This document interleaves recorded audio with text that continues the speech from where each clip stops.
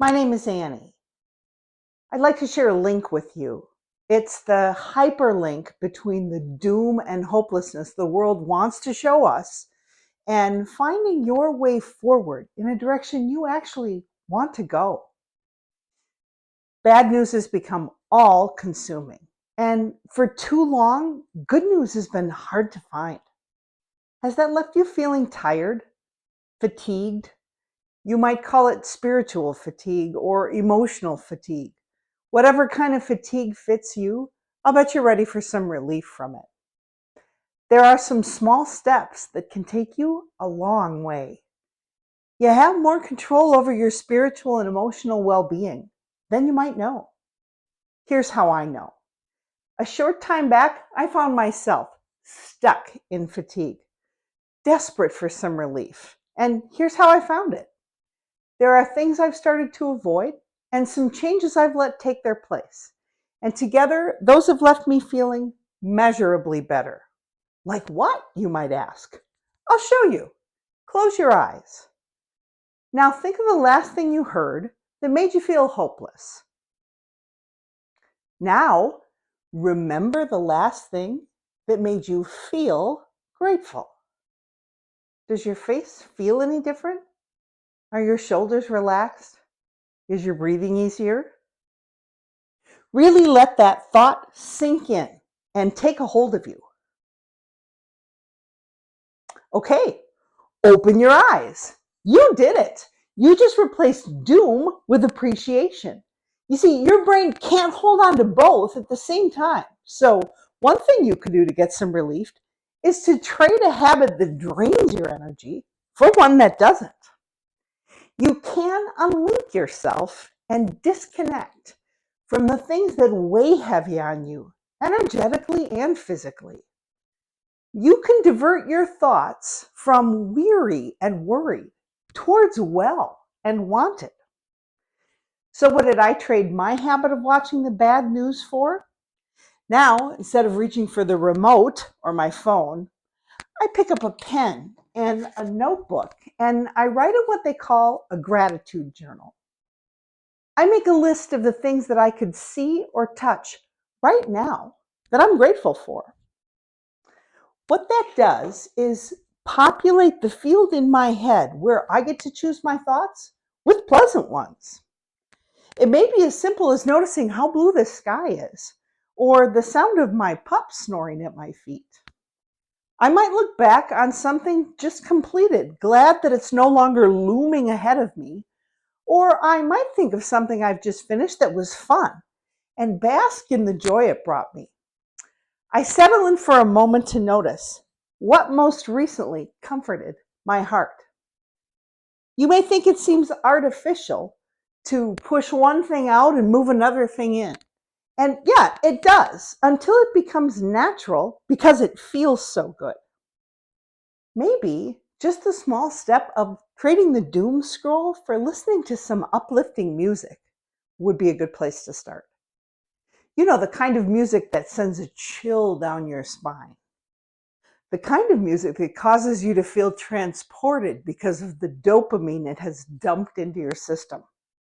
A dopamine dump. Try it for yourself.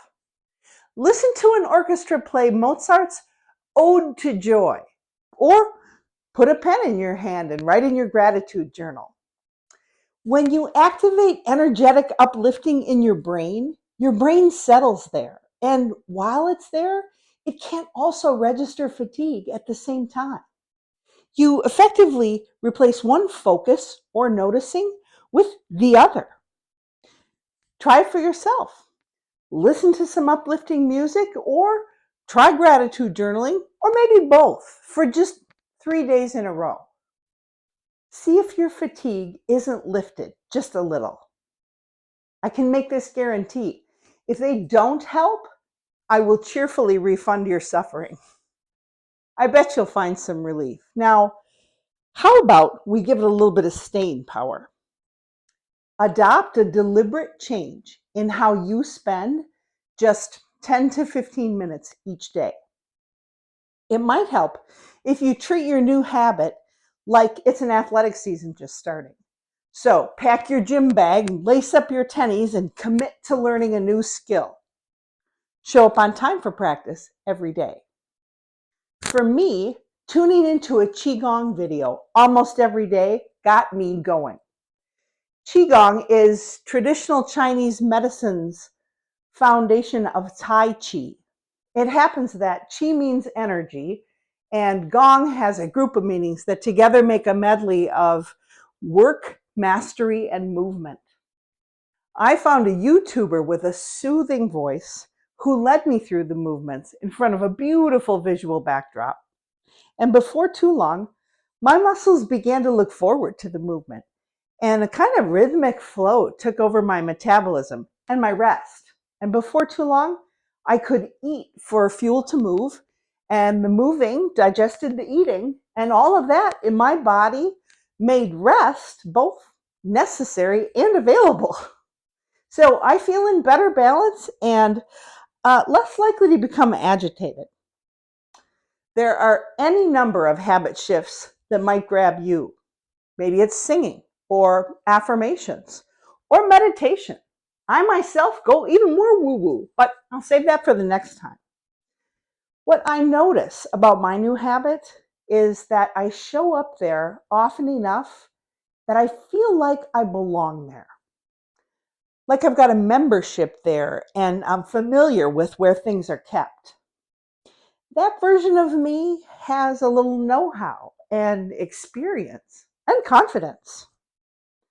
I have really had to show up for the practice of abandoning criticizing myself and my efforts in favor of lingering in the company of the most fulfilled and adorable me there is. It takes practice. And sometimes at practice, it's cold and rainy. So all you get is muddy and sniffly. But in time, you can practice yourself into a version of you that you kind of like. One that you don't mind introducing to the newcomers. One who might be eligible to get a 5-star review out of your inner critic. It takes practice. Maybe there's a version of you who weighs less or walks more. Maybe there's a version that talks less and paints more. You may find it difficult to love yourself. I get it. I do.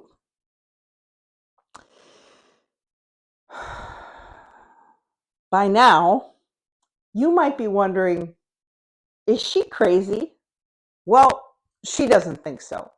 In fact, I have to ask, what seems crazier? Continue in this tempest we've been in, or give this a try? Here's another thing you can try.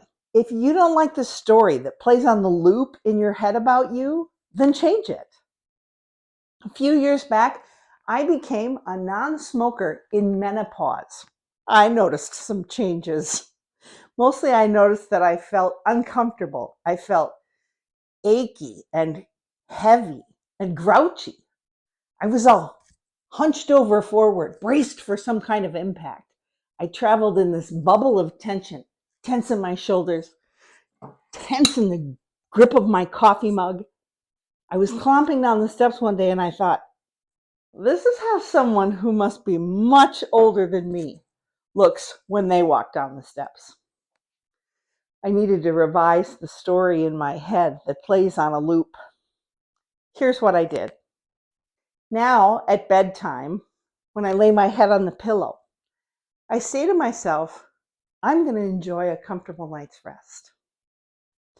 I take a big breath in through my nose, breathe it all the way out past my lips, and I say, I'm going to wake up in the morning feeling restored and replenished and strong and nimble. I relax my shoulders way down past my ears and I finish the story saying, when I awaken in the morning, I'm going to feel like I'm gliding as I walk. I'm going to feel graceful and agile and rested. Now, at bedtime, no matter what's happening, I clear some space in my head and I tell myself that story. I tell it every night now. And it's taken some time to take root, that story. But now, when I walk down the steps in the morning, I notice my spine is a little straighter, and my step is a little lighter, and my finger snakes nimbly through my coffee mug. And by now, these elements of the story that plays on the loop in my head about me, they're my expectation of me. I have to ask, what's your expectation of you? Does how you view yourself have to do with how you feel? Do you wear labels that you got along the way but maybe don't fit you anymore? Probably all of that has a little to do with how you view yourself. I propose that you view yourself through a flattering lens. Maybe that version of you walks more, or weighs less, or paints more and talks less. It may be difficult to love yourself. I get it. I do. It may take practice, like me picturing myself gliding every night when I walk. I have one more idea about what can help find some relief, and that's overcome the numb. Tune into your senses. Pay attention to the signals from your own body or from the weather or the birds that might ordinarily slide right past you. We'll do this one together. Let's get physical. Rub your palms together until you feel the warmth that you've generated between them. Now, tap firmly on your ears. Notice your thumbs tapping on your jaw. Bring your hands together at your chin. Back up to your ears. You might follow your hairline front to back. Now stop. Notice the tingling sensation in your ears, your jaw, and your head. That method is called EFT, or Emotional Freedom Technique tapping. What you've just done is chase away some of the numb. You might notice the pleasant sensations that your body can register. Now, how about if we combine those pleasant sensations with the positive thoughts we practiced earlier? Now, not only are you well outfitted to overcome fatigue, but even for optimism and well-being. All these things I'm talking about might help you move through your minutes with a spine that's a little straighter. There's a version of you who stands a little taller and moves through life a little less beat up upon. My methods and steps to overcoming fatigue may work for you, or you may find some small steps that work even better. I'm here really as a first responder on the scene. I'm here because first aid is called for. My scene assessment is this: you can take shelter from the storm around us. You can give your thoughts to optimism.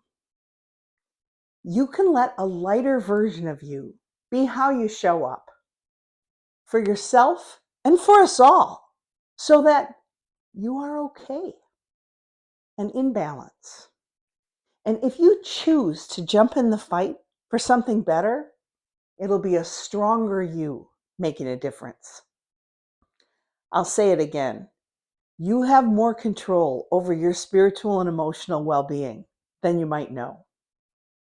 As for me, I've had enough of the things that make me want to scream, no, no, no. And I'm ready for more of what will make me shout, yes, yes, yes. I am Annie, and you are gorgeous.